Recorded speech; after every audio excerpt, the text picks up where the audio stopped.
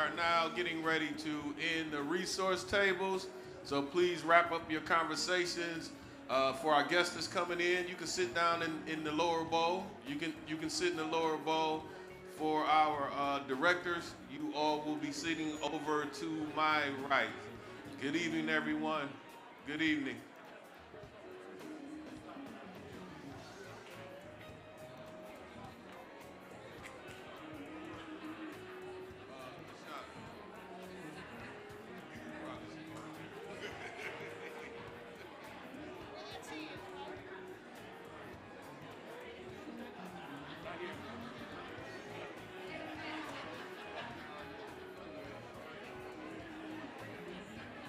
We still have seats in the lower bowl, so our guests that are here, if you want to move down to the lower bowl, we have seats available right here.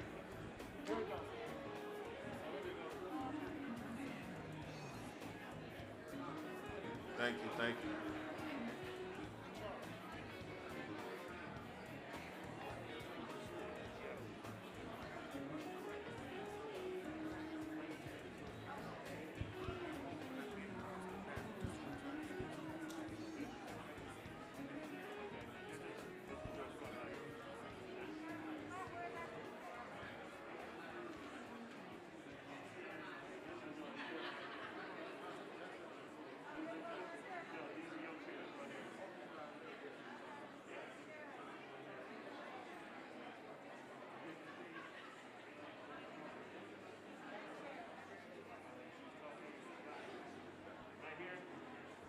Good evening, good evening. We will be starting in 5 minutes. We have seats in the lower bowl if you want to move down.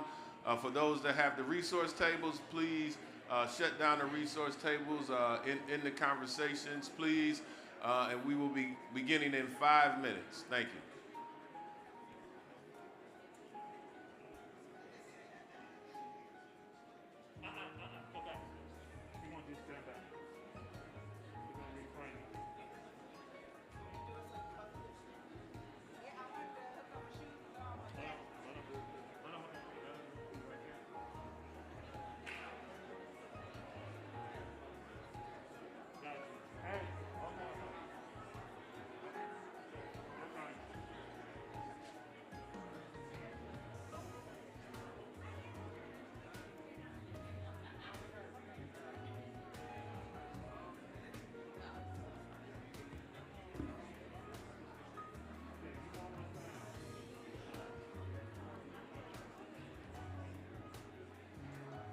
That's not Chris Brown, right? Hello, hello.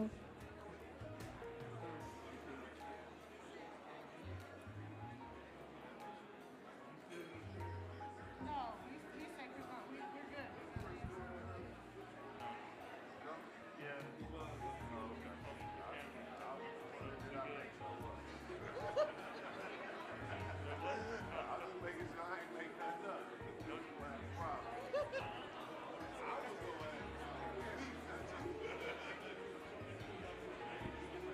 We will be starting momentarily.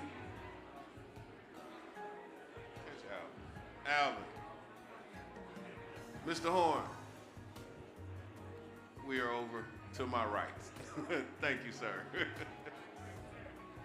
No, no, no. We are over to our right down to the front. Thank you, sir.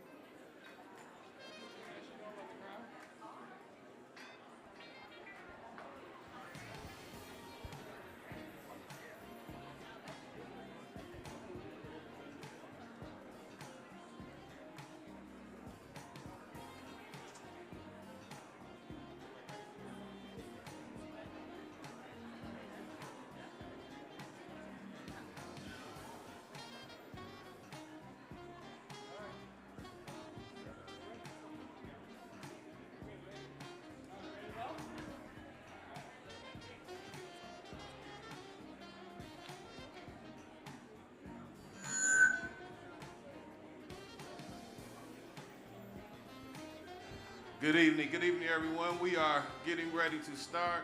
So please, you can close out on the resource table. Thank you, everyone, for coming tonight. We can kill the music. We are ready to go, team. Directors, you are to my right, ready to answer questions. Who's with the band? Can we?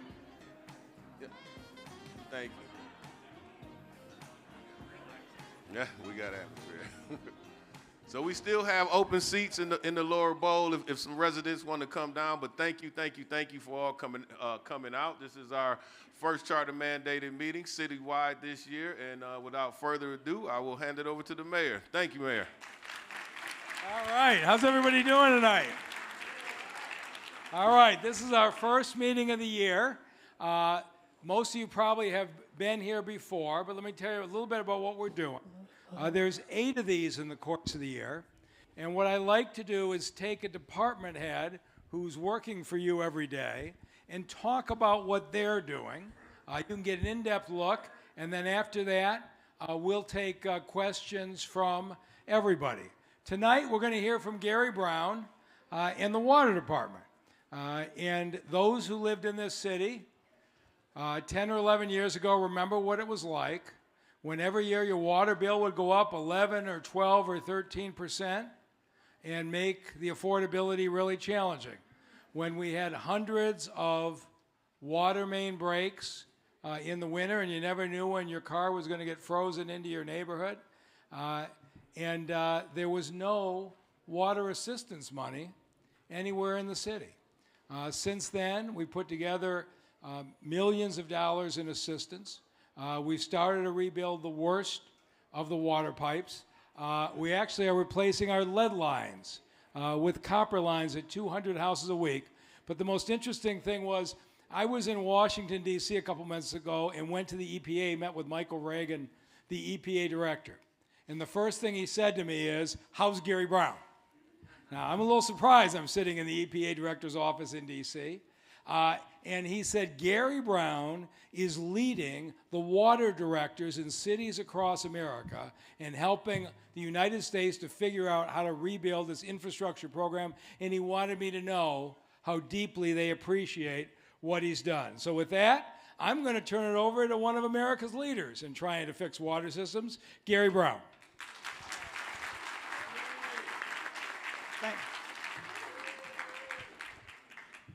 Thank you, Mr. Mayor, for those kind words.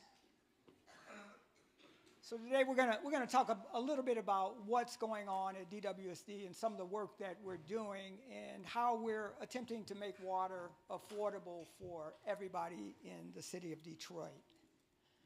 But first, I'd be remiss if I didn't mention that Detroit has some of the safest, cleanest water in the nation. And that's verified. Thank you. Won't go into a lot of details, but it's verified in a published booklet that our regulators require me to publish on a yearly basis. It's on our website. Please, if you have time, take a look at that. Under the leadership of our mayor, Mike Duggan, I'm proud to say that over the last 9 years, our rates have not increased above 3%. As a matter of fact, they've averaged 2.9. And with inflation being where it is today, that's quite a remarkable feat. Now, for 10 years prior to that, 2007 through 2016, rates increased almost by double digits, 9.3%. Some years it went up as high as 18%. 2 years during that period, 18%. Now that's rate shock. It makes water unaffordable. That's unsustainable for the average customer in the city of Detroit. So we're proud that we've kept rates over the last 9 years to 2.9%. How does that compare to other cities? And I want you to stick a pin in that Baltimore number. About $180 a month is their average bill. In San Diego, $170. In Houston, $151. In Philadelphia, $120, the average bill for 8 units of water, and we measure it by units of water. And in Detroit, we're less than $100 for 8 units of water at $96. So I want you to remember that $180 because it's going to come back up again at the end of the presentation. We're investing in our city infrastructure. What are we doing with your money when you pay your bill? Flood mitigation, basement backups, streets that are flooding. Over the last 3 years, we've invested $127 million to mitigate flooding in the city of Detroit, specifically basement backups. With lead service lines, as the mayor indicated, the last 3 years, we're using state and federal dollars, no rate dollars at all, $100 million worth of contracts on the street right now replacing lead service lines, approximately 200 a week. And then there's our capital program. We spend about $300 million replacing water mains that need to be replaced, replacing sewer mains that need to be replaced in our capital program.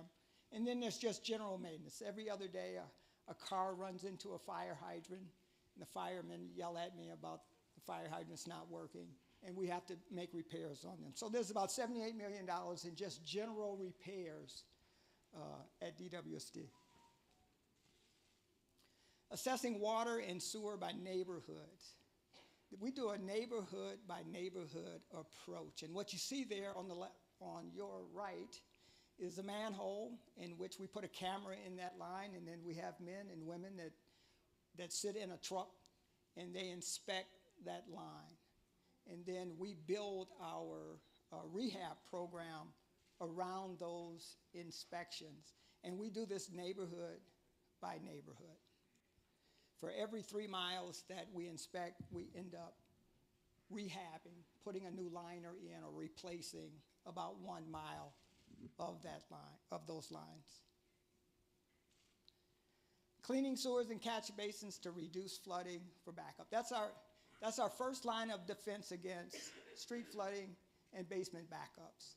How can we clean the sewers to give them as much capacity as was designed when the system was built? And right now, the system is built to manage about 1.67 inches of rain an hour.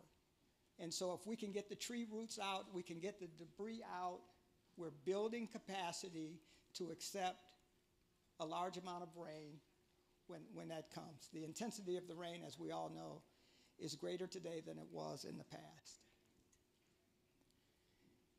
That 1 mile that needs to be rehabbed, we put a liner in that 1 half. And what you see is DWSD employees and contractors that put a slip liner in the sewers. They bring it on site in a refrigerated truck. They slide the liner into the pipe, and then they heat that liner up. It expands and creates new capacity and a brand new line that will last another 50 years. Slowing down the flow and taking stormwater out of the system. So we want to build as much capacity in the system, and then when we have major storms, we want to slow the water down. So think about this. We've all seen our state freeways. When the pumps aren't working, they fill up with water, storm water. Okay, when they are working, they're pushing that water into our neighborhood sewer system, and it's trying to work its way to the wastewater treatment plant to be treated and pushed out into the river. So if we can slow that down in our system, we're building capacity so that our neighborhoods are better protected. So that's our first line of defense. And then we have our friends over at GSD who did a green stormwater infrastructure project at Roosevelt Park in front of the Michigan train station. And so they're managing that stormwater for that park underground on site, and that water's not going into the system to allow more capacity for stormwater in that particular neighborhood. So we want to slow it down or eliminate it all together.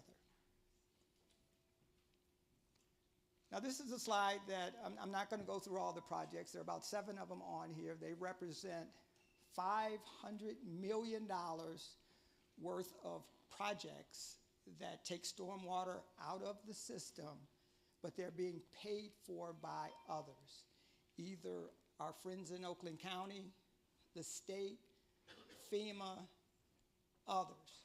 What that means is it's not going to affect your rates, but yet it's going to help reduce flooding of streets and basement backups. We collaborate with others to pay for these projects, $500 million worth of projects.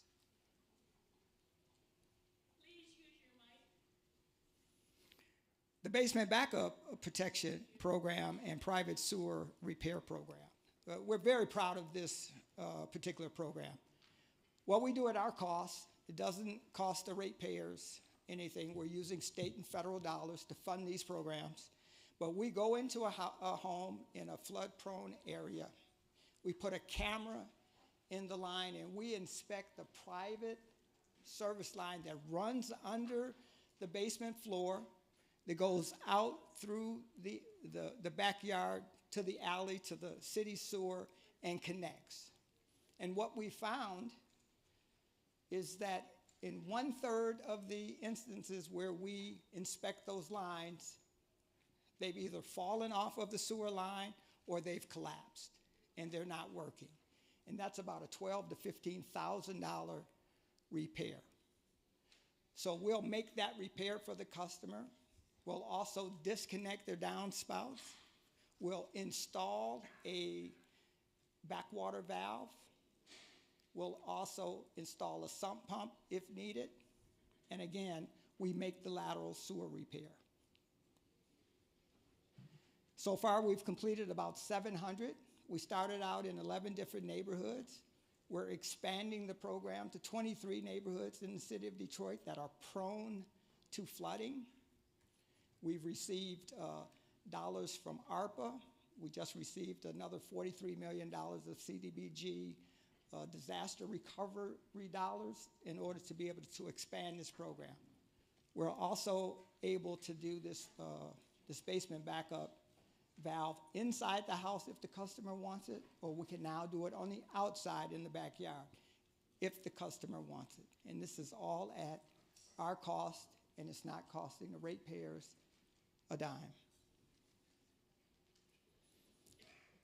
Let's talk about accelerating the replacement of lead service lines. This is a program that's being modeled around the country. And that's because in Detroit, we've been able to build contractor capacity. We've gone from 700 lines a year to 8,000. Now, we have 80,000 lead service lines to remove in the city. 80,000 at a cost of approximately $10,000 per line. So how are we getting it done? Well, first of all, we went out and hired, and you're going to see a young man at the end of this presentation in a video that is working for DWSD, that has gained the skills to be able to replace the lead service line, and we're able to do the work in-house. Secondly, we applied for a $5 million WIN grant so that we could hire Detroit plumbers and small contractors, and that they could build their capacity to do this work, as well as build their business, grow their business where they can hire more Detroiters. So we've got internal staff doing it. We've got small mom and pop plumbing contractors doing this work. We've been able to entice companies to move out of Wisconsin into the city of Detroit and do the work. And then we have large contractors that have been working for DWSD for many years doing this work. And so we have the capacity to get 8,000 lines out a year. And as the years go on and our crews that are gaining more experience, those numbers will only increase. We can do more with infrastructure improvements across the city if everybody pays their bill. It's that simple. we can do more. So how do we help them do that? But first, let me show you this slide. This is a slide since 2020, since COVID, where our collection rate has dropped by 12%. Now that 12% represents $48 million a year. So in the last 4 years, we have not collected close to $200 million in revenue that we would use to be able to continue to rebuild our system. The national average for all utilities is a 95% collection rate. And so we have to find a way to get our collection rate up to 95%. Now, prior to COVID, DWSD was collecting at 93% of what we billed. We were very close to the national average. And then COVID hit. There was a moratorium on shutoffs, and our collection rate plummeted. And we intend to fix that through these programs that I'm going to describe. Behind on your bill, we have the help that you need to get back on track. I'm going to talk just for a minute about Lifeline. And I'm only going to talk one slide on Lifeline because it's been around for 2 years. It's extremely successful. I'm asked to speak about the program all over the country. The first bullet here says Detroit Income-Based Affordability Program. What does that mean? Income-Based Affordability Program. In Detroit, we believe that a family of 4, if they make $36,000 a year, is 200% below the poverty line. And we also believe in Detroit that if that family pays more than 1.8% of their household income on their water bill, that's a burden on that family. 1.8%. So if you take 1.8% of the $36,000 that family makes, that means they can only afford a water bill of $18, all in. And we have 30,000 residential households in that program, 85% of them getting an $18 all-in bill. Now, it doesn't stop there. We give them a fresh start. We pay off all of their arrears, no matter what they are. We put them in a shut-off protection program. They cannot be shut off. They get an $18 bill. We pay off all of their arrears. We give them shut-off protection. We give that household 1,125 gallons of water per person in the household. So there's enough water to be able to cook, clean, and do whatever that household needs. And then finally, at our cost, we use Detroit-based plumbers to go in and fix the repairs in that home so that they can have an average water bill of $85 in the city of Detroit. So that program has taken off. It's all over the country. It's a true affordability program. 30,000 households. If you've got 3 people in each household, it's nearly 100,000 seniors, children, single mothers that are benefiting from the Detroit Lifeline program. Now, what about everybody else? What about everybody else? What about people that are not 200% below the poverty line, that have a higher income, but life has gotten in their way and they are behind in their bill? And that's where we're going to introduce tonight a new program called Easypay. The new DWSD payment plan known as Easypay. And it only requires $10 down. That's it. And we don't care whether you're a church, a nonprofit. We don't care what your household income is. We don't care if you're a small business or large business. if you're behind in your payments, we have a plan for you that only requires a $10 payment. Thank you. Thank you. So it's got a $10 deposit, no income restrictions, no barriers, and all types of customers are eligible for the program. We make it easy to understand and enroll. And I can tell you right now that when I came in here today, we already have 200 people that are signed up in the program. We had a soft rollout at the office, and if someone called and wanted to get into a program, we enrolled them into Easypay, and we already have 200 customers in that program. My goal is to get 30,000 Detroit residents in that program by October. So if we got 30,000 in Lifeline and 30,000 in Easypay, we're well on our way to solving the water affordability issues for every customer in the city of Detroit. So any customer with a past due balance can enroll for $10. The remaining balance will be spread over 3 years, 36 months. It'll be interest-free with no penalty. If you enroll into Easypay, you automatically have shut-off protection as long as you're making your payments. That's key. We're going to do our part, but we need people that enroll into this program that are not low income to be able to make their payments. If your income qualifies for Lifeline, obviously this isn't a program for you. The $18 program is better. What does Easypay look like to the average residential customer? So the first month, you pay $10.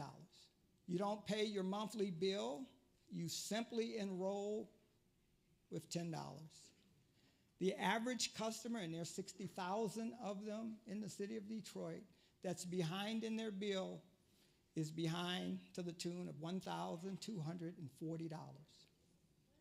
So you subtract the $10 from the $1,240 and you have $1,230. You divide that by 36 months and your Easypay installment plan is $34.17. Now the average bill in the city of Detroit is $85. You have to pay that also.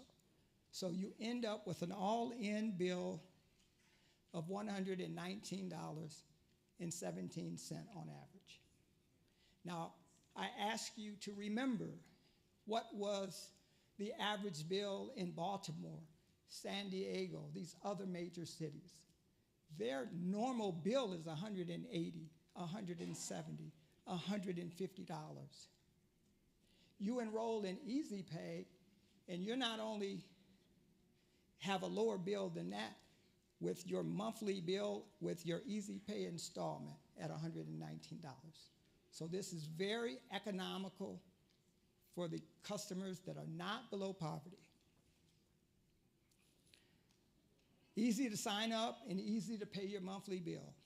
You just simply log in to our portal and enroll into the program. Or you can call us, 313-267-8000, and say Easypay, and it'll prompt you to enroll into the program. And then to make the payments, you'll be able to do it online, by phone, or in the next couple of weeks, you'll be able to go to a DivDat machine in the city of Detroit, a kiosk. As a matter of fact, you can do that right away. We'll have some more enhancements to that subject, and just pay $10 to enroll into the program. We're going to begin a series of 8 town hall meetings. The first one is going to begin at Second Ebenezer Church on Thursday, August the 8th, between 4 and 8 p.m. You can learn about the Easypay plan, how it applies specifically to your situation, and you can enroll on the spot. We'll have 8 of those meetings all around the city. You can find out about the flood mitigation projects that I talked about. You can ask DWSD any questions that you may have. All right. So I've pretty much outlined $1.5 billion in investment that the water department is making in rebuilding our system. But there's only one thing that really will pull people out of poverty, and that's a job. That's a job. And so if we're going to spend that kind of money to rebuild our system, we need Detroiters to benefit from that with jobs. We need contractors to be able to expand their businesses by getting the DWSD contracts. And I'm going to end the presentation by playing a 1-minute video of Mr. Darius Bird, who's an employee at DWSD, and I'm going to let him tell his story.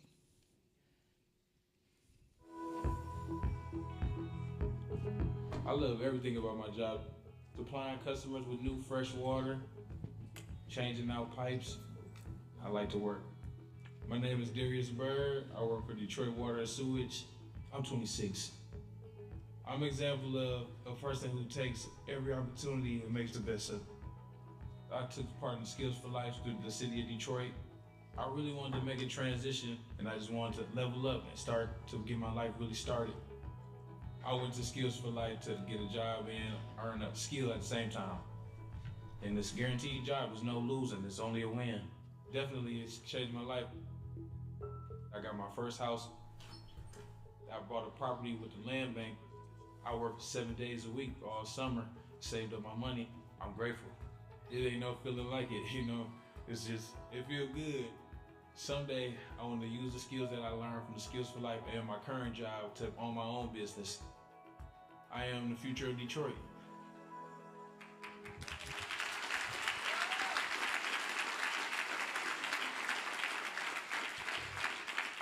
So I did talk to Darius tonight. I tried to get him to come so we could give him a standing ovation. He had contractors working on his property, and he couldn't make it. But he wanted you all to know that once he gets his land bank home fixed up, he's inviting everybody over for a barbecue.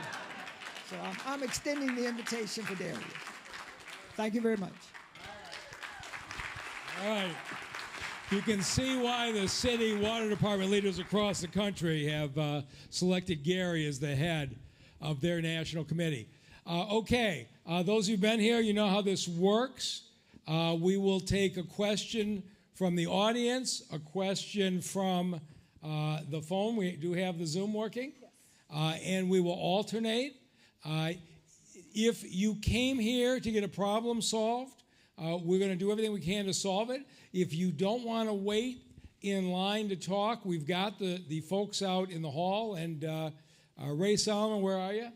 We'll direct you to somebody who can help you, or you can tell me about it, because I like to hear about what it is that we got to clean up in our bureaucracy. We're going to go till 8:30, and we're going to ask everybody to limit their comments to 60 seconds. So start by telling me your name and where you live. Where are we starting here?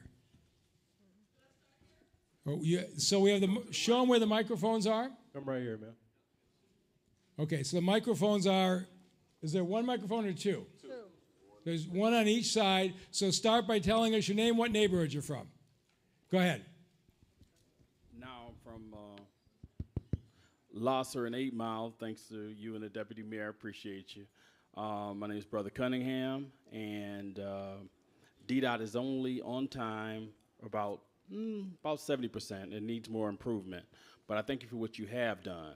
There might be some others talking about the 70%. Paratransit is shining, but DDOT really needs some improvement. And as in my tradition is when we rode on the bus, I give out bus tickets. If anybody in the building, I got one 31-day pass, paying it forward. I got a 31-day pass for you, whomever needs it. Some ideas, I was wondering why the buses don't have wraps on them. How come DDOT doesn't use the wrap, maybe to advertise the jobs available for the police or DDOT drivers? The audio system on the coaches for police and promoting getting drivers. And also, is there space on the back of the water bill? Is there space on the back of the property tax bill to permit drivers and police? I see Mr. Staley there. Yeah. I always bring that to his attention. He's been very receptive. But I do appreciate Mr. Staley just listening to a peon like myself. I do appreciate him. And I thank you, Mr. Mayor. Brother Cunningham, you've become the voice of the passengers in this town. And as you know, last year we were pulling out 125 buses a day. Now we're up to 170. To get to the kind of on-time performance that you're talking about, we need to be above 200. And we've hired enough drivers. Now we're fixing and buying new buses. So if you go back a year, we had more buses than drivers. Now we got more drivers than buses. And by early next year, they're going to match up. But I want you to keep advocating. You've made us better by your participation. Thank you. All right, let's take somebody from the phone. All right, our first caller, Renard. Renard, you can unmute yourself. You have a question? Whoa. Okay. Okay. Good evening, Mr. Mayor. Can I be heard? Go ahead. Hey, can you guys deal with that? Hi, my name is Renard Brzezinski. I'm president of District 6, and I'm also a community organizer with Transit, along with Brother Cunningham. And I just wanted to say, I commend you guys' efforts to clean our air with the clean emissions buses and the new grant that came from the federal government, and really appreciate the leadership on our sides of this as well. I also want to echo the sentiment that, I go out on the bus every day, I ride it, and 70% hurts, especially those that are in the end of the day or in the very beginning of the day and weekends. And I do see the hiring of what's taking place and what's going on, but Mr. Mayor, how can we get this above 70%, and do you have an action plan for the rest of the year? For folks that don't ride the bus, imagine the car is running only 70% of the time. It can be frustrating. Other than that, with the fair transit service, we really see really good service that's out there. We've been telling and encouraging people in the community to find us service. And I would talk to him about what he wants to talk about, making that a clean emission as well, too, in terms of zero emissions and cleaning up our air. So I just wanted to iterate that. I see that is going up and up. We need to get the service above Time. just so that we can get to the areas of our side. Not just move forward to education and healthcare and really even thank you. All right. So, does anybody test this? Yeah, we did. All right. So, maybe loud enough. So, all of the points that the caller made, when Michael Staley took over the paratransit system, the elderly and handicap system a year and a half ago, we had abysmal performance. It now exceeds 95% on-time performance every day. Now we have a large bus system. But every time a large bus breaks down and doesn't come out of the terminal, it means that the bus behind has to pick up twice as many people, right? Because they're standing up. That knocks the next line up, and it cascades to the beginning. So we have, Michael, how many buses in rebuild right now? We've got about 30. So we've got 30 buses now being rebuilt. We have enough drivers. We now need to have enough buses, but I agree with you, 70% is not acceptable. We're going to keep working at it until we get to where we need to be. Check.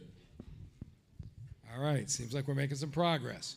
Okay, who's up next? Go ahead, tell us your name and what neighborhood you live in. My name is Catherine Brown. Catherine Brown. I live on Evergreen in Grand River. Okay. I've been on this disability handicap for the garbage. Okay. They never pick my garbage up. Never. I have to always ask somebody to take my garbage to the front. I've talked to the supervisor have called me.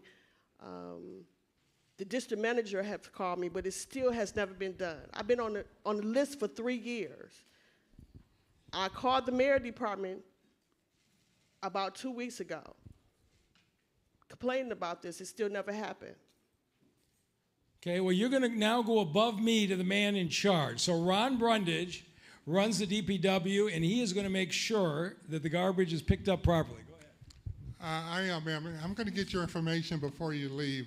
I'm assuming you're aware of the program that we have where we provide direct assistance to those that have challenges getting their container to the curb.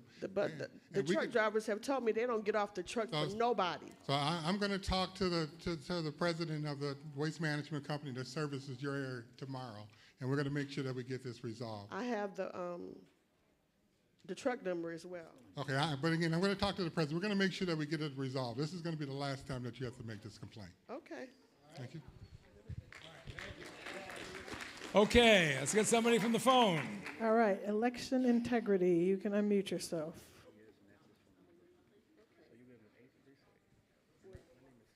You're unmuted.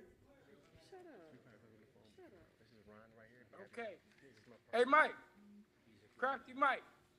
It's Ruben Crowley Jr., man. Janice Winfrey and Tina Avery Walker been over there committing election fraud over at the Department of Elections. From my investigation, all roads lead to the Department of Elections. Do you know? Well, the question, I got two, and you can answer both of them directly. First, I'm finding out the chief of police doesn't actually run the department. Oh, I know you do. So, do you know anything about the election fraud that occurred in 2020, 2021, 2022, and 2024? Just now, recently, there was a citizen from Detroit who is supposedly voted absentee, yet he's never registered or voted in any election. 10 seconds. Court case in the federal courtroom, Susan the clerk's courtroom, 2:24-CB. Okay, so we're going to deal with this election denial nonsense apparently for good, but I want to be really clear. Janice Winfrey has done an excellent job, and you might remember in 2020 when Donald Trump claimed there was election fraud, there were 7 different lawsuits claiming the city of Detroit had done something improperly. Not only were all 7 cases dismissed, the lawyers were fined tens of thousands of dollars for making false claims, and a couple lost their law licenses. So I can't deal with the fact that people are going to repeat falsehoods. I can tell you this, 7 different courts reviewed the 2020 Detroit election practices, and all 7 courts ruled that the city of Detroit ran them correctly. I have full confidence in the clerk's office. Okay, who's next? Hi, Mayor Duggan. My name is Patty Fidoa. I live in West Village. And I am requesting that you double DDOT service and that you ride the bus once per week. When you were first elected, I donated your campaign. I was so excited about all the change you could bring. We haven't seen it at DDOT. Sometimes things get a little better, then they slide back. We still don't have our pre-COVID levels of service. You've been hearing about it tonight. We need you to double service. We need DDOT reimagined, implemented, and budgeted and put into practice as soon as possible. We need something that really moves DDOT forward, like what you were doing with water, which is terrific, what you're doing with the parks, which is amazing, our improved crime rates.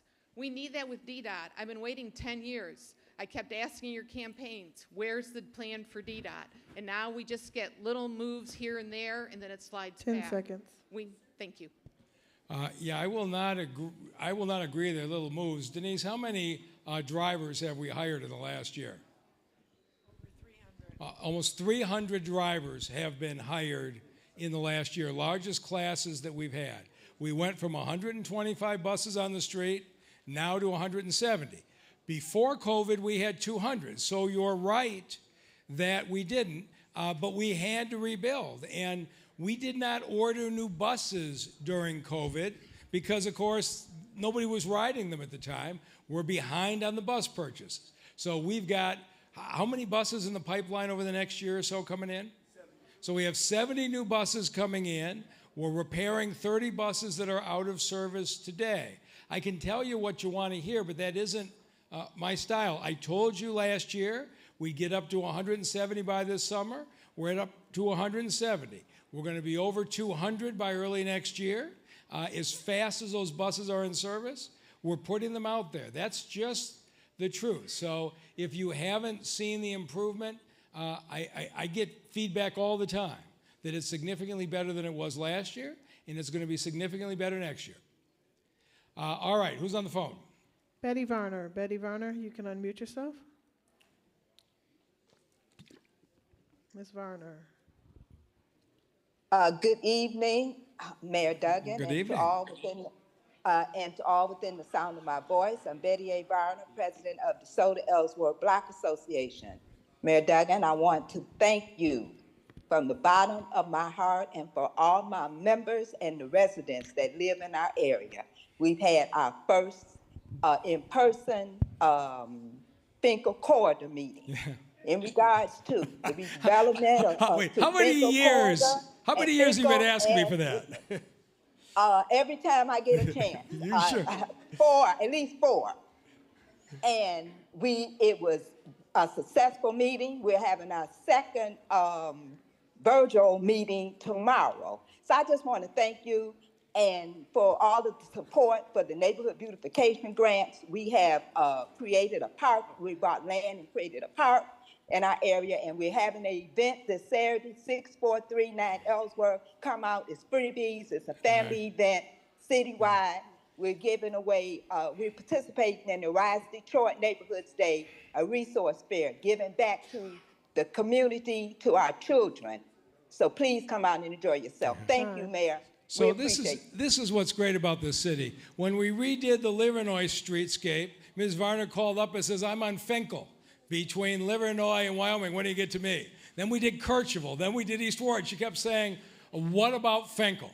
And the more we looked at it, the more we said Finkel makes a lot of sense. And so we've done Dexter, we've done Rosa Parks, we've done West Warren, but right now, that is a neighborhood that is coming back. It's coming back because of community leaders like this last caller. And again, Finkel is on our radar screen because Ms. Varner came to this meeting and then followed up and made a really good case. And I'm excited for your new streetscape. So thank you for your persistence. All right, who's next? Go ahead. Okay. I want to advocate that the city do more to help DWSD build up its capacity and infrastructure for taking care of storm drains and sewerage problems. We have streets in our neighborhood, and this is in the 7 Van Dyke area, where every rainfall, especially every heavy rainfall, we have streets that get 400-foot floods. And Kitty on Stockton Street has been calling for years to get this addressed. And Stephanie on Stockton, we've been trying to work on these problems. And it's not customer service attitude. I believe we have a good customer service attitude at DWSD. I think there's some capacity issues. And every storm, people call me, and I go out and I clean drains off to make sure it isn't matted on the top. But we are not getting storm drains cleaned for years after they're requested, and multiple requests to get anything done. Time. So I agree with you.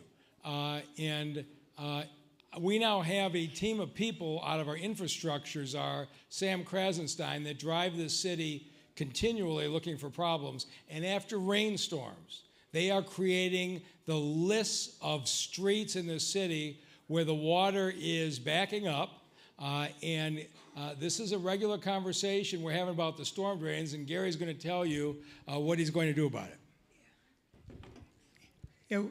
As Russ, as you know, we have 90,000 catch basins. We try to put them on a 4 to 5 year rotation, but we will once again get with you because it sounds like there's a persistent problem in that particular area, and see if we can't come up with a solid fix that you don't have to come back and talk about it again. Okay. You have good people trying. Thank you. Yeah. We've got lots of crews out there. We started by just cleaning the drains themselves. Now we got to actually get underneath to find out where the clogs are, and putting a lot of resources into that. But people around the city know after a rainstorm, those puddles do not go down fast enough in a lot of neighborhoods, and we're working hard at it. Okay, who's on the phone? All right, next caller, Wendelin Adolph. Wendelin, you're unmuted. Wendelin, you're unmuted. Oh, you muted back. Okay, we'll go to Ms. Janice Hazel. Janice Hazel, you can unmute yourself. Good evening. Thank you, Kim. Thank you, Mr. Mayor and Gary Brown, for your innovation in stewarding the basement backup protection. I believe it's working. I'm in the aviation subdivision, Oakland Boulevard, and was having flooding all the time, Category 3 biohazards that had to be cleaned and sanitized. $30,000 over the course of 5 years just to clean up because I couldn't get a water rider. So I appreciate your innovation and partnering with American Water Resources, but now we need you to investigate what performance metrics does American Water Resources have. I had to file a claim in April, and it took a week to get scheduled for a service provider to come out to my home under that contract. And that was just absolutely untenable. And so I want to know what penalties and performance metrics are there, because I had to ultimately call another contractor to come out, $395, although they came in 1 hour. Yeah, and we do track the metrics of American Water Resource. We have them come to DWSD Board of Directors meeting on a quarterly basis and report out the number of denied claims, as well as how long it's taking them to make those repairs. So I'm hoping that if you can go into the chat and give me a contact number, we'd certainly like to hear more about your individual situation. Yeah, and so please give us the information. That's not the first complaint I've heard like that. But we need your specific case to track it down, hear their side of the story, but we need to make sure you're going to spend the money for the protection. You need to get what you paid for, and we will follow up. Ms. Hazel, accept your invitation to the breakout room. Okay, who's next? Go ahead. Yes, good evening. I'm a little disappointed. Tell us your name, what neighborhood you're from. Yes, my name is Joanne Warwick, and I live in the North End. Thank you. I'm a little disappointed. The land bank just asked me for over $6,000 to get some sales information. That seems excessive. I also would like to say I think the solar plan needs some more sunshine. The city council went into closed session today to talk about it. Why is that? Also, we haven't seen the proposed contracts, and I'd like to know if the city has done an independent environmental impact study to make sure there's no heat island effect, or what happens if hailstorms destroy the farms, cost-benefit analysis, and how about alternatives like smaller installations and rooftop installations so that you don't have to use eminent domain. I think that's very serious. And I don't think it's a proper public purpose if the power is not going directly to residents or the city. So please, we need more information. All right. And so this is a really interesting thing. Of course, the contracts are public and the like.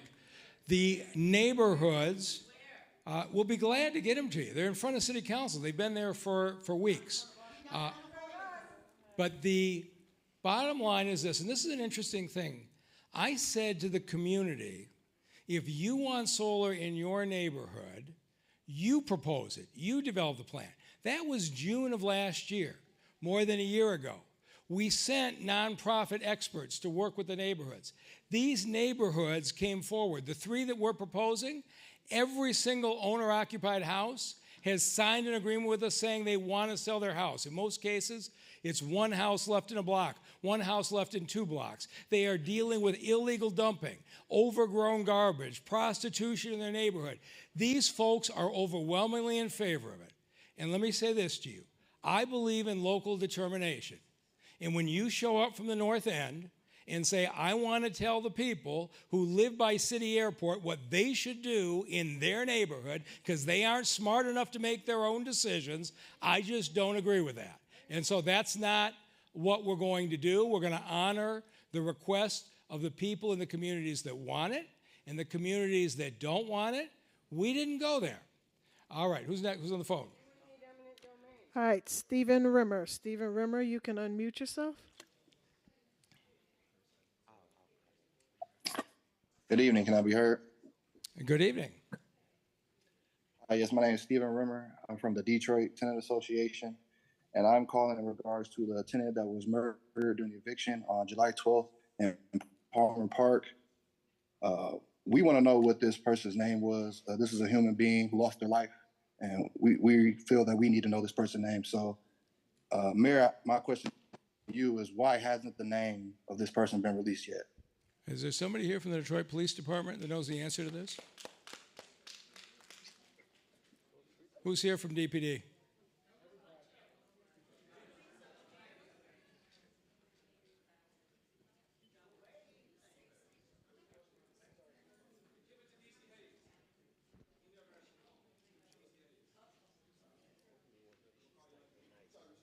So the question had to do with an eviction near Palmer Park?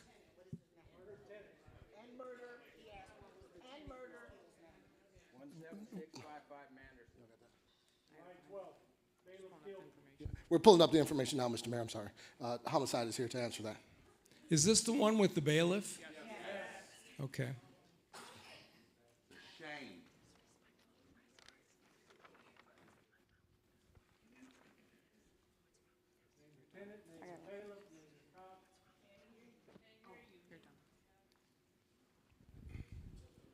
Okay, he was requesting the name of the victim, correct? Right. Is there any reason the name of the victim isn't public? The name of the victim is, if they need it, can be public. We traditionally don't put it out to the public. We do send it out department-wide, but the name of the victim is. Yeah, I don't want to break a DPD policy, but why isn't the name of the victim public? It's still under investigation at this moment with our homicide task force. MSP is a OIC. However, I assume the relatives have been notified. Absolutely. So anyway, I guess I will ask DPD to give the name to the individual who asked.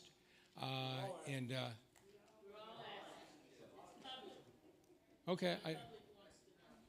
So is there anybody here from DPD Legal who would explain, is there any reason it wouldn't be public? No, I can share that name with you. Go ahead. His name is Mr. Craig Gregory. Okay. I'm sorry, Sherman. I'm sorry. Yes, that's correct. That's Craig. Oh, you want the bailiff's information? No. This is the victim's information. Right, that's the name I just gave you. Craig. I'm sorry, I'm looking at it backwards. Apologies. Sherman Butler is the victim. Okay. All right. Let's take somebody from the phone. Okay, Monique Taylor. Monique Taylor, you have a question or comment? You can unmute yourself. Yes, thank you all for having me this evening. My name is Monique Taylor, and I'm with District 7. The reason for me raising my hand tonight is the young man who was giving a presentation for the water department. I wanted to ask a question about people who get on those plans. If they are still receiving bills on top of them paying their plans, what can they do to eliminate that? And is there other avenues to take when this happens? Okay, I'm going to let the young man answer the question.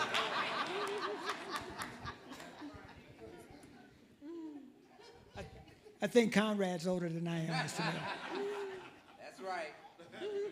Yeah, just give us, I think that the issue that you're asking is that you got into the Lifeline program, you have an $18 bill, but we have not removed the arrears off the account yet. So just give us some time to do that. We have 30,000 customers that we're trying to make these adjustments to.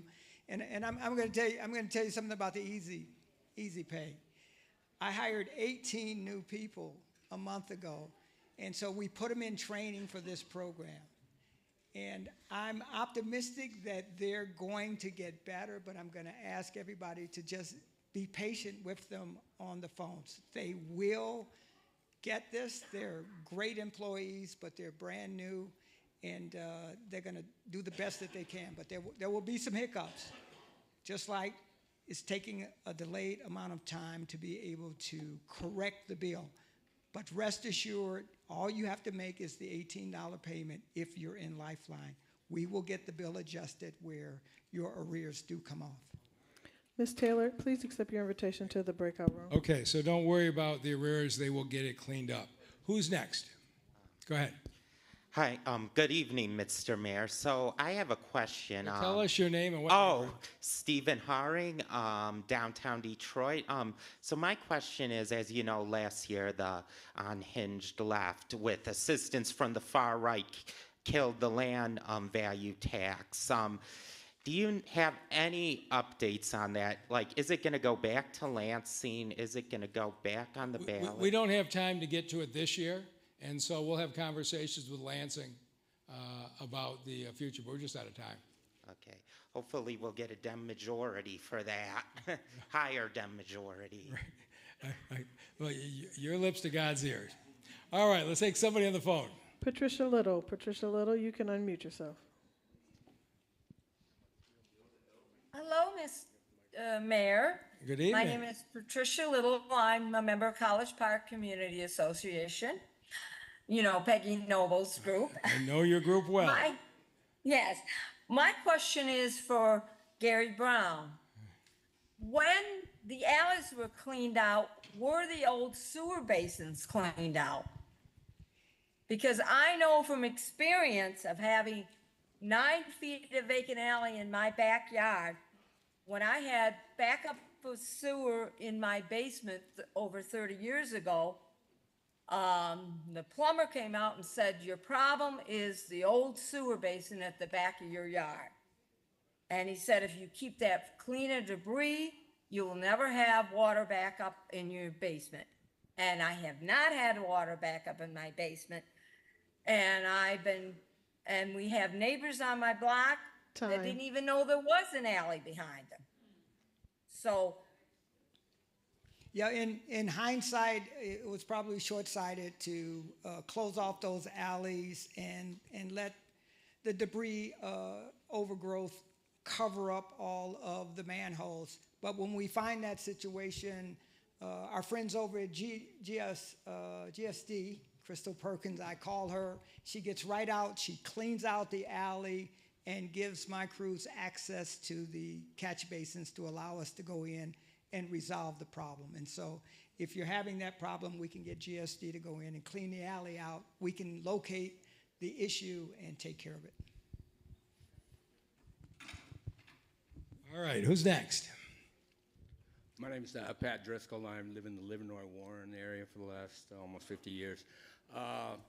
Is this in regards to the context of what happened with the gentleman who was a evicted tenant? We know affordability of housing is on the decline for many, many Detroit citizens and for out the metro area.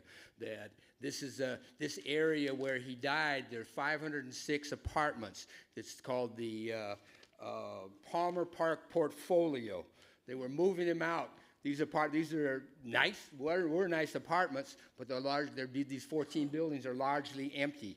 And for this person to be moved out when he was having a mental health crisis, and this is a police-involved death because there was a police officer at the scene, we need to have some kind of investigation of what's going on. Hundreds of people, or a lot of people, because it's low rent, live in these houses. There are other people facing eviction here, other people throughout the city facing eviction. We need some investigation of what these bailiffs are doing and what can be done to them to treat people humanely when they're going through this process. Okay, so 2 separate questions. One is the bailiff process is through the 36th District Court, and as far as that, you're going to have to direct your question to them. But that Palmer Park apartment area, we have got a significant problem with the maintenance of those apartments. I'm going to have Kim Tandy address what we are doing about that. So currently, we're working with all of the owners of all of the apartments. We're creating a neighborhood association with them. There is a group that has just received as a receiver 14 of those apartment buildings. They are working on those, moving tenants into appropriate spaces as well as, and so that they can actually redevelop those apartments. So they're working on that currently right now, and we'll be having a lot of community meetings to talk about this in the future really soon. But we are pursuing legal options against that whole area of apartments. Yes. It should not look like what it does. Point of information, they're moving people from the 4th and 5th floor, telling them they got to move themselves down because their elevators aren't working in a number of the buildings. They're forcing them to do it. So that's not an acceptable way to move people. There's a receiver that's been appointed because of their management, and we are going to stay on top of it, but I agree with you. We are zeroing in on the management of those buildings. Okay, who's on the phone? Jacob Graham. Jacob Graham, you have a question or a comment? You can unmute yourself. Hi, yes, my name's Jacob Graham. I live in the Island View area. First off, I'd like to say thank you so much for the weekly bulk and yard waste pickup. The neighborhood's been so much cleaner in just the last 2 months or so, and it's made a huge difference around here. My concern tonight is with DTE doing upgrades in our neighborhood and replacing telephone poles. The new poles that they're installing are not in the place where the old poles were. They're much more in the middle of the sidewalk, and in about more than 10 poles, there's less than 3 feet of right-of-way left, which is less than the ADA minimum. And I'm not sure why DTE is doing this, and I would love an answer from DPW if there's an inspector that can go out from engineering or something and check out these poles, because what street they're not specifically? Charlevoix. Charlevoix and, between what and what? Mount Elliott and McClellan. Okay, so I'm going to have Sam Krasenstein, our infrastructure director, who's responsible for DTE, give you an answer, because I know he's going to be following up on this tomorrow. Sam, go ahead.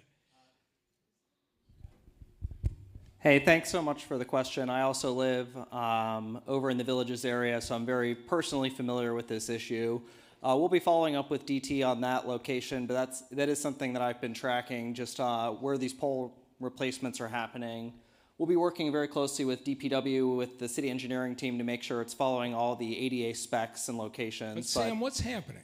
They're basically upgrading the poles, so they're taking out the old ones and putting in the new ones. And they're just being installed more in the middle of the sidewalk, so it's harder for people to walk around. Really? Okay, Yep. Is there a reason for that? Well, part of the challenge with putting the new poles in, you have to be mindful of where all the other utilities are. So a lot of times it's out of necessity, where you have the water mains and service lines underneath, but I think there is a little bit of room for improvement on the placement. This is why I love doing these meetings. I hadn't heard that issue before, but we're going to be on top of it tomorrow. Thank you. Okay, who's next? Go ahead. Good evening, sir. My name is Ronald Foster. I'm a veteran and I represent citizens of this Detroit. Just a few suggestions tonight. First thing, I would like for you to create more opportunities for your employees that are passionate about the people of the city, opposed to that are loyal to your administration. Secondly, I ask that you add more legislative powers. The legislative body hear directly from the people. They are involved with the people. They are the people's voice. And so what they have, it's imperative that they get the powers back. Thirdly, community engagement is imperative. They've been doing a good job lately. Deputy Steele here, Deputy Butler, doing a really good job with the children. Mr. Solomon been coming out to more meetings. Ms. Russian been coming out to meetings. All your staff are invited to come out to community meetings. We need more community engagement. As a citizen here, I'm directly asking for more community engagement, and that you uplift these employees that are doing a good job in representing the city. Okay, thank you. All right, who's on the phone? All right, Dr. Bonnie Farrell. Dr. Farrell, you can unmute yourself. Doctor, Hello, I'm here. Good evening. Good evening, neighbor. I'm a precinct delegate for 135. I also live at the River House. I gave my daughter my ancestral home on field, and Josh and Keith is getting really involved with what we have. But I have called several times about a tree in front of my house at 4060 Field.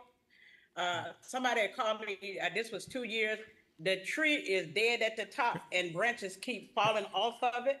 Okay, so And let me ask you this. I had that Josh has been working with me for at 3950 Field and 408 Field. Somebody bought those two homes from the land bank, but they have not done anything to it. And Mr. Mayor, you told us if we got a block club that would help facilitate a lot of things. We are the Field House Block Club. Okay. And my daughter is the president, and I'm the secretary, and we have officers. We also is an LLC. So with that said, Time. Hang on. So let me ask you the first question. The tree that you spoke about, is it between the sidewalk and the street? Is she still there? You can unmute yourself again.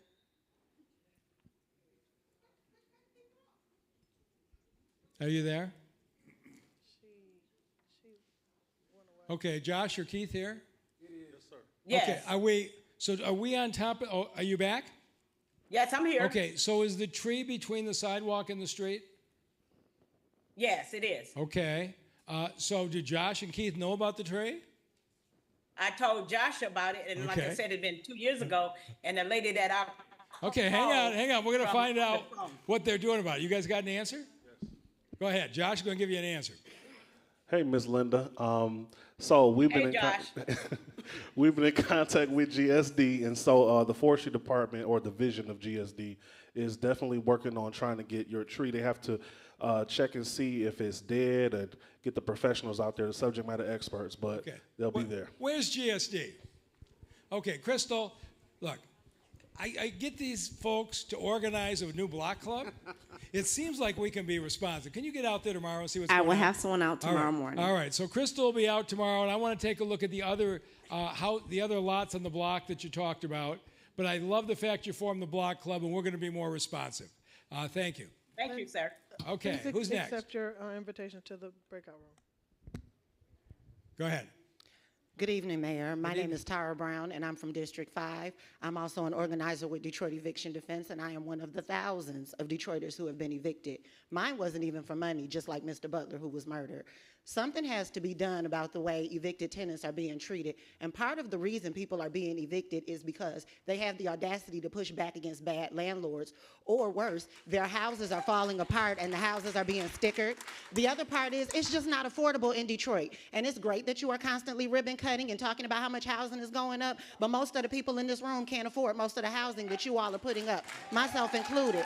I am disabled. Again, something has to be done, and y'all are pushing it. The city is pushing it to 36th District Court, and 36th District Court is pushing it back. We have a problem right now with judges in the landlord-tenant court that don't even know the difference between a professional license and a license at Lyra.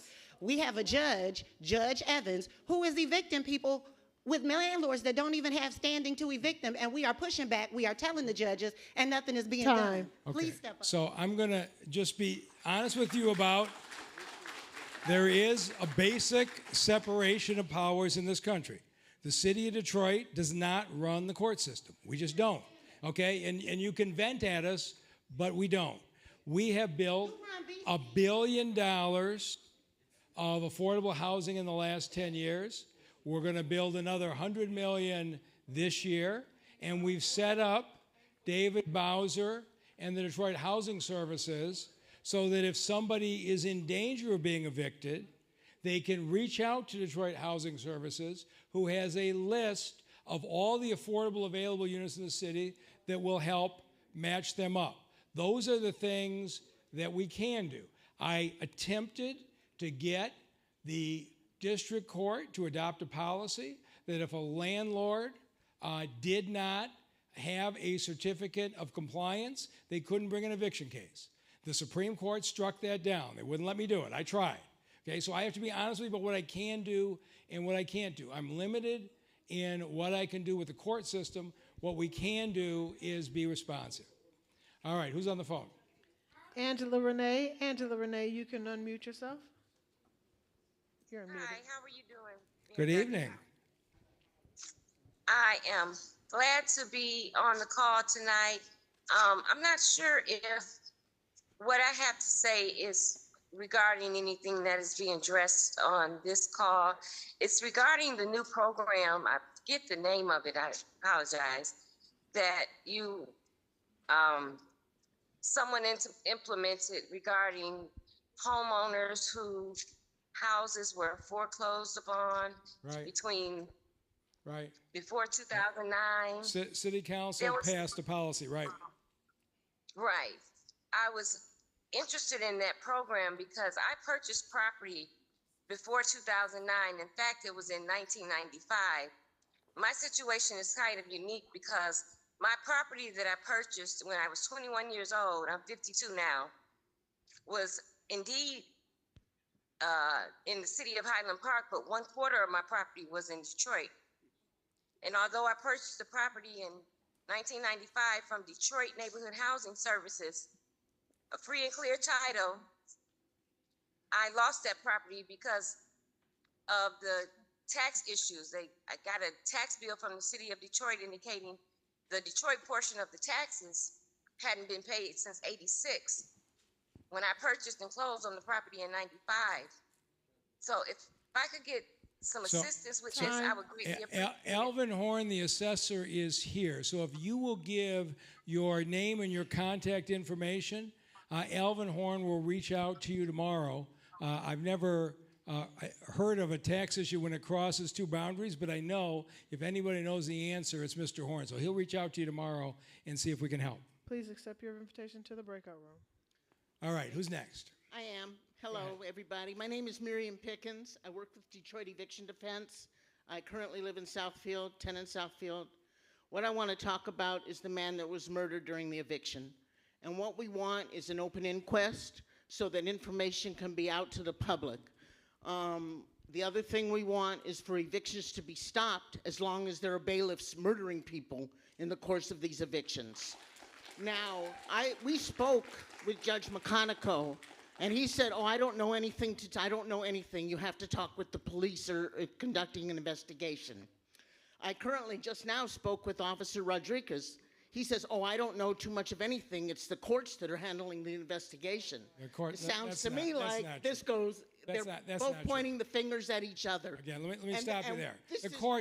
The courts are not doing any investigation. 10 seconds. This is why we need a public inquest so that information can be made available to the people of the city. So the courts are not doing any investigation, and there's no such thing as a public inquest. So the way that the law works is that the police agency investigates these cases under the guidance of the Wayne County Prosecutor's Office. When the Wayne County Prosecutor determines the investigation is complete, the prosecutor either decides it was a murder and brings a charge, or decides it was self-defense. You've seen Prosecutor Worthy in a number of cases go through these. In a number of cases, she's charged. In a number of cases, she concluded it was self-defense. The court has nothing to do with it. The police investigation will go to the prosecutor. Prosecutor Worthy will make the decision. And I can tell you that until she feels that the investigation is complete, they review body cams, they interview witnesses, et cetera, at that point, she'll make a discharging decision. Well, until that happens, the eviction should be stopped. Okay, well all right, let's take somebody on the phone. All right, D, you can unmute yourself. D. All right, we're going to go to the next one. Rita Hicks. Rita Hicks, you have a question or comment, you can unmute yourself.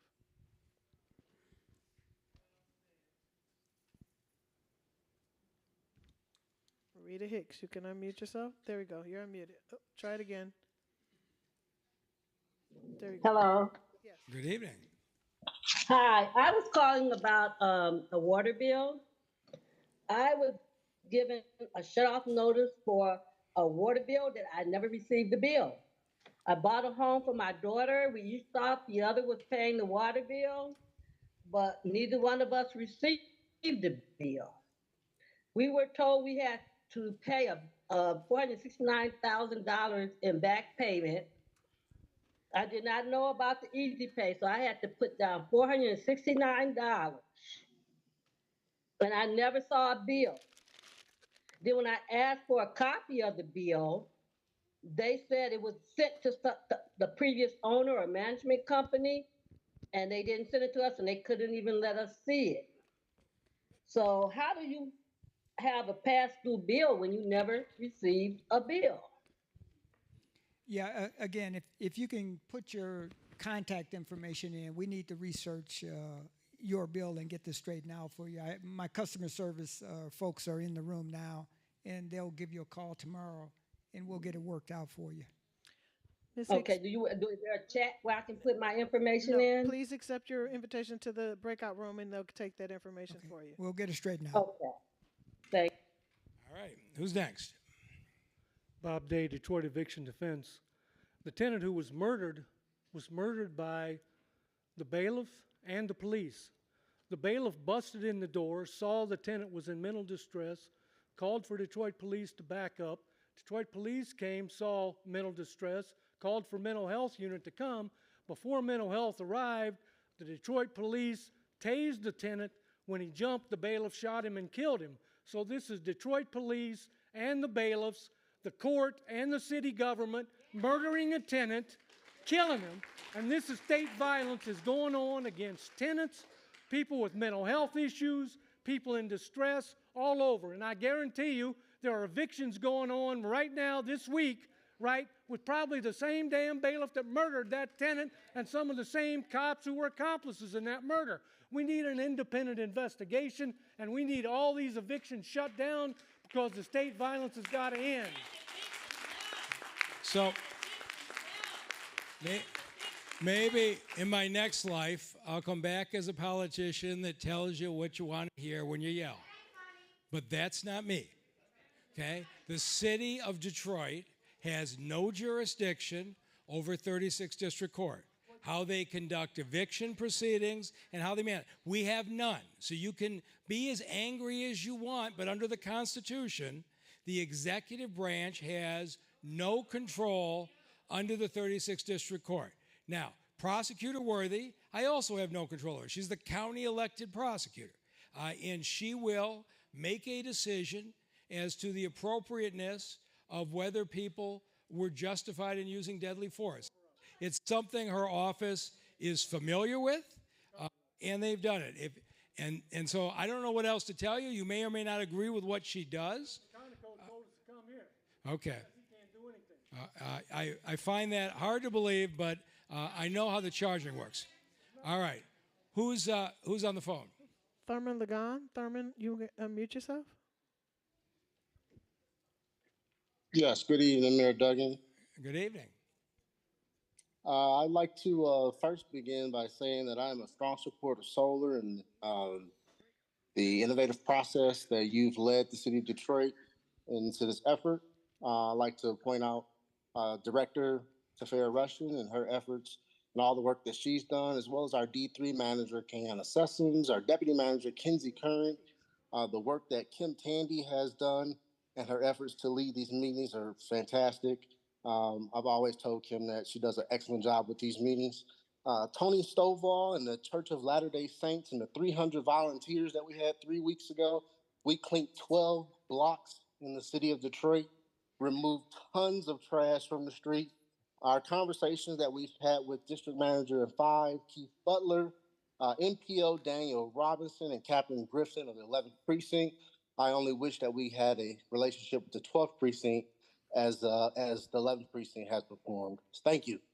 Well, it's an interesting thing. So we have Tafera Rushton, who heads up our sustainability and our urban farming. What you have done over there off of 7 Mile and taking what had been really an abandoned area and turned it into beautiful agriculture by using the youth from the neighborhood to build those farms is remarkable. And I hope you'll be an example, because we have a lot of areas in this city that have been forgotten. And you're a great example of what we can do with that property. Okay, who's next? Go ahead. Jadante Smith, representing District 5. I have a laundry list of stuff. So I want to talk about the land bank. So start with this. What neighborhood do you live in? Island View. You should know my neighborhood very well. Church of the Messiah. Okay, go ahead. Anyway, so I want to talk about the land bank and how the MOU is being. The land bank is running terribly. MOU needs to be done. Brightmore redevelopment needs to be done by the community, not by the land bank. Black artists are being excluded, specifically at Fountain in Hart Plaza. There's a black artist who did that job a lot cheaper versus the company you hired from Allen, Alabama, that are all white that did it. The toll rate commission. So I wanted to be a part of the toll rate commission. You guys selected the toll rate commission secrecy. I'm gonna make sure I follow up with the head. I can't think of her name, Laura Godspeed. I'm gonna make sure I stay a part of that. Also, I want to shout out Queen Mother Helen Moore. She should have been recognized years ago for the work that she's done. Also, I want to say DPD is doing a terrible job with the homicide department. Also, with their towing. I also want to know how many tow trucks does Detroit have as a city? Because we have a lawsuit with the Towers Association. They're suing the city because of the work that we've been doing, which is terrible. Time. Okay. How many tow trucks do we own at DPD?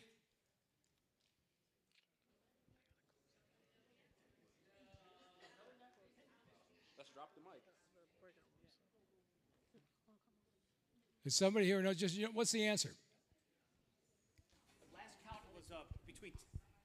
At last count, it was between 10 to 15 tow trucks. 10 and 15 tow trucks. And so I actually am very pleased with the job that DPD has been doing. And we had some terrible issues in this city that I heard about all the time.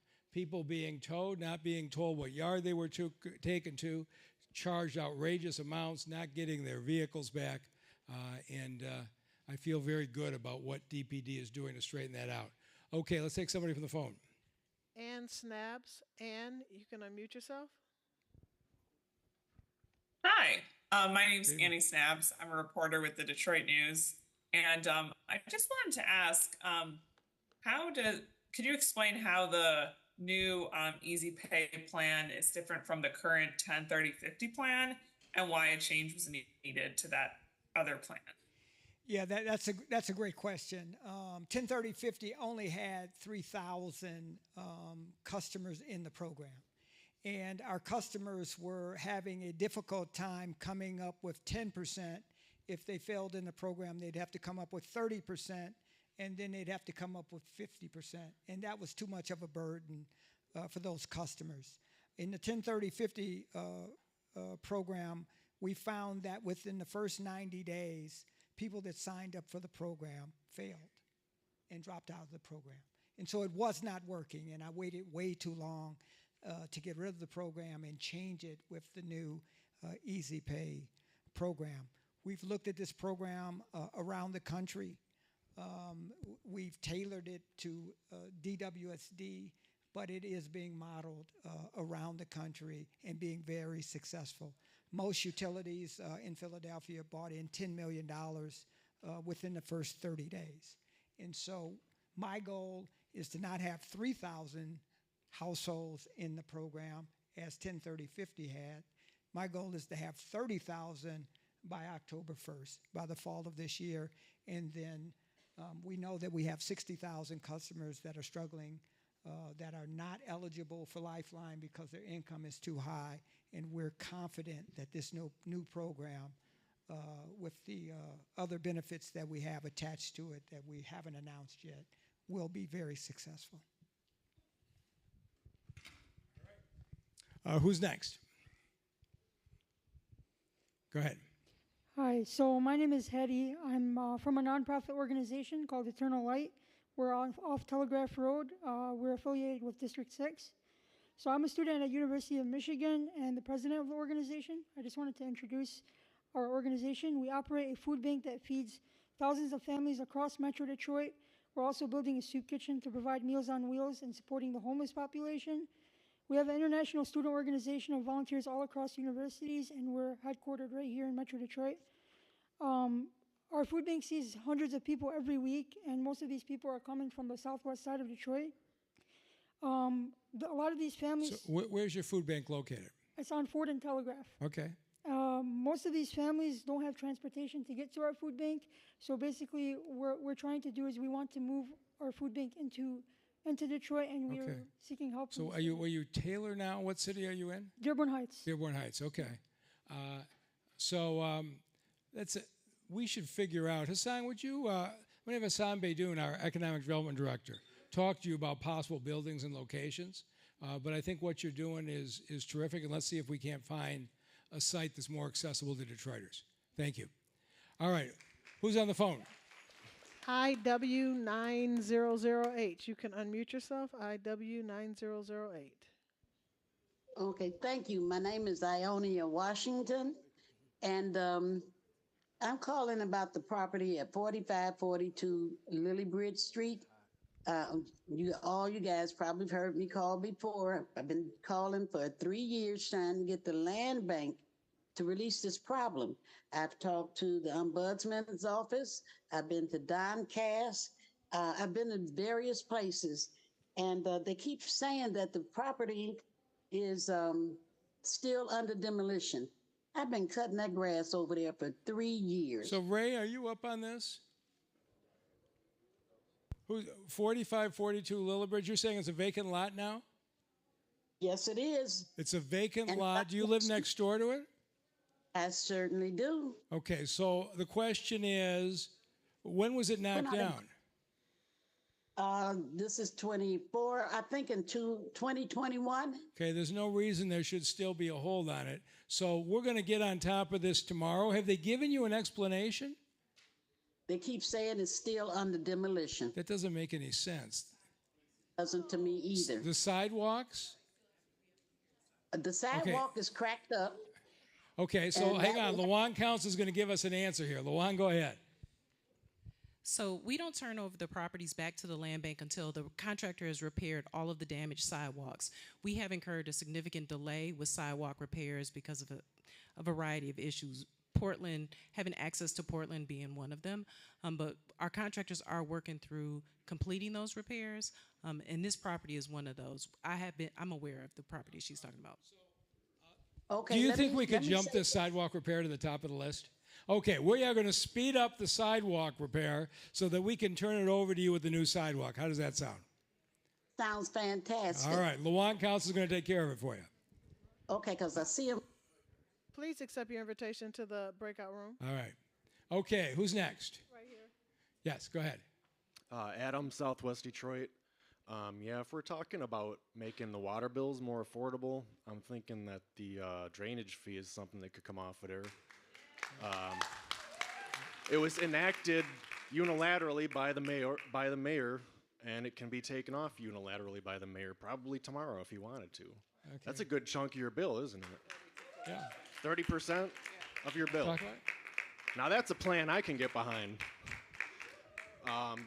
Also, I want to stand in solidarity with Detroit Eviction Defense. I believe that the mayor is over the police department, so it's not exactly true that he can't do nothing. What I see over in Palmer Park and a lot of other areas, it's looking like gentrification by gunpoint now. That's... Yeah, well, I just want to address the issue with regards to drainage for residential customers. If you have less than 0.02 of impervious surface, we don't even charge a fee for drainage on residential properties only. And so I'm not saying that we don't charge you. If you have more than 0.02, we do charge you, but it is not the majority of your bill.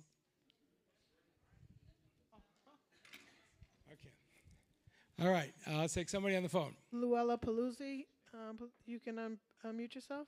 Luella, you can unmute yourself. Hi there, my name is Luella Pizzuti, like pizza. Good to see you all today. I live in Brightmoor, and I want to say that DWSD has come into our neighborhood with GSI projects like a bull in a china shop. Their so-called community engagement consists of them barging in, telling us what they're going to do, and then asking what color of flowers we'd like to see. I've spoken to Brian Peckinpah and Sonali Patel about the enormous missed economic opportunity this causes to no avail. These projects could draw GSI nerds in to see various methods for addressing these runoff problems. They could be tied together with an exercise path but they're being developed in a DWSD echo chamber without regard to the community or to the greater good they could foster. My question to you is, why not? Yeah, I agree with you. This is the first time that I'm hearing that our green infrastructure projects are being run in this way. So it sounds like you have a lot of valuable information that we could use to help improve our process. I'm not quite sure which green infrastructure project in the neighborhood that you're talking about, but I'm certainly interested in sitting down with you to understand how we can better improve our community relations with regards to this project, because quite frankly, I've heard nothing but great things with regards to our community engagement. We normally go into a community 40 days ahead of time and get input and make sure that everyone knows exactly what's going to take place. But I realize that we could improve. It sounds like you have some solid recommendations to make, and I'd love to sit down with you and hear them so that we could make DWSD even better. Name the time and the place. Okay. All right. So we've hit 8:30. We'll take 2 more in here and then 2 more on the phone. Who's up next? Go ahead. Good evening, everybody. My name is Rita Ross. I live in Russell Woods. I'm here before you to talk about something that affects all of us, and that's child care. We have a great deficit in the city of Detroit for child care. We do not have enough child care. Every child care center is on wait list, and there's not enough. City council, the zoning department, the planning department, they have all come together with a plan to change the zoning to allow the zoning of R1, R2, and R3 communities to accept child care within the communities. Really, that is not the best option they have. If you look at Marygrove School, it used to be a college, but high school now, Marygrove has a plan that's working for child care. We have 9 city council districts. There's a school in every district that can be converted to child care. We really need to address that in regards to for the safety as well as the security of all of our children. Thank you. All right, who's on the phone? Miss Gladney, you can unmute yourself. Can you hear me? Yes. We can. Good evening, Mayor Duggan. Good evening. I'm from District 3, and I have some issues, and I hope you're able to address them. I have a major issue with land bank, number one. I have an issue where I'm standing in the alley right now in District 3 between DeQuinder and Goddard in the back of Lawley, where the drains are clogged. We have about 5 of them. I wish I can show you the video of all the grass. When Mother Nature comes, you know how the earth is divided? We have cracks in several parts of the alley that is dividing the alley. The alley is completely broke up. Okay, I have a problem. We need the address, so if you'll give us that before you get off, we'll go out and check it out tomorrow. Go ahead. What else do you want to talk about? The HOPE application, you guys are asking personal questions about life insurance policies, things that to me is considered red taping. You have a lot of personal questions in there that has nothing to do with grant funding to help any community or any family or resident fix up their homes. That application needs to be reviewed again. Is I Chelsea don't know here? what's going on with that. And DTE program, been in the program for 5 years. And Okay. All right. Let's take the last one in-house. Whose side are we on? Go ahead.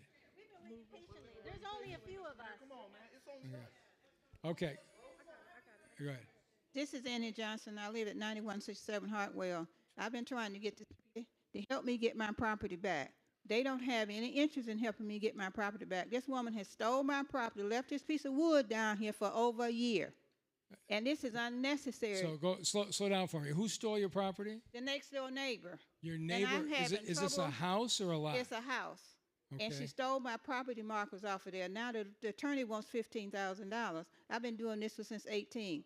You all need to set up a program where these people cannot come into the city, So how did steal she people's steal your property property? line, and they don't do nothing about it. So are you in the house now? I'm in the house. I've been there 40 years. So how did she steal your property? She took the markers up. You want to see the wood? She took what up? She took my property marker up. And I had a lawyer, and I had to turn him in. I had to fire him. Now she done stole 21 of my bricks off of my property. But the city can't help you, but they know exactly what size that property is. And I want some help. Okay.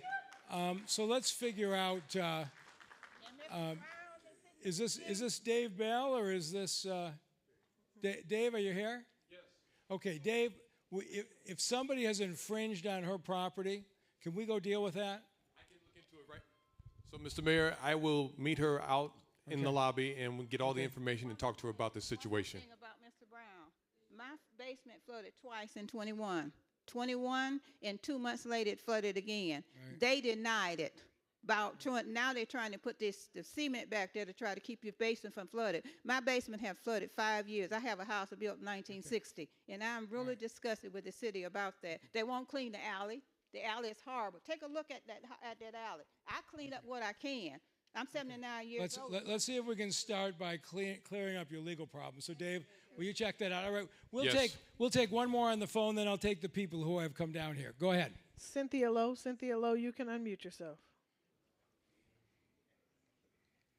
Okay, can you hear me? Yes. Go ahead. Yes, this is Reverend Cynthia Lowe in the Plymouth Schaefer area, and I've been waiting to say a few things.